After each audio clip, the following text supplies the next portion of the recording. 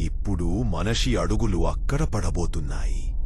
అత్యంత వేడి, అత్యంత చల్లని ఈ గ్రహం మీద జీవించటమంటే అసాధ్యమనిపించిన మానవజాతి మాత్రం ఆ సవాలును స్వీకరించింది. భూమి నుండి బయలుదేరిన కొత్త తరం అంతరిక్ష నౌకలు సూర్యుడి కాంతిని తట్టుకుంటూ బుధుడి కక్షలో ప్రవేశించాయి. స్పేస్ సూట్ల లోపలున్నవారు ప్రతి నిమిషం ఉష్ణోగ్రత మార్పులతో పోరాడుతున్నారు. ఒకవైపు సూర్యుడు మండుతున్న అగ్నిగా, మరోవైపు చీకటి శీతలతతో నిండిపోయి ఉంది. మనిషి మొదటి బేస్ బుధుడి నీడలో నిర్మించబడింది.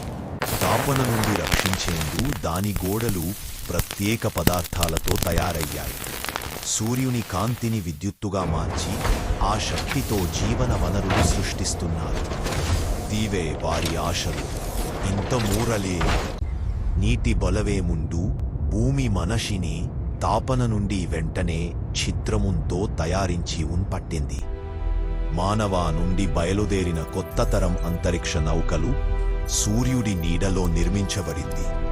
బుధుడిపై మొదటి అడుగులు చిన్నవే అయినా వాటి వెనుక ఉన్న సాంకేతిక అపారమైనది. మనిషి అక్కడ నిలబడగలిగితే సూర్యుని సరిహద్దులు కూడా మన హద్దులు కావు.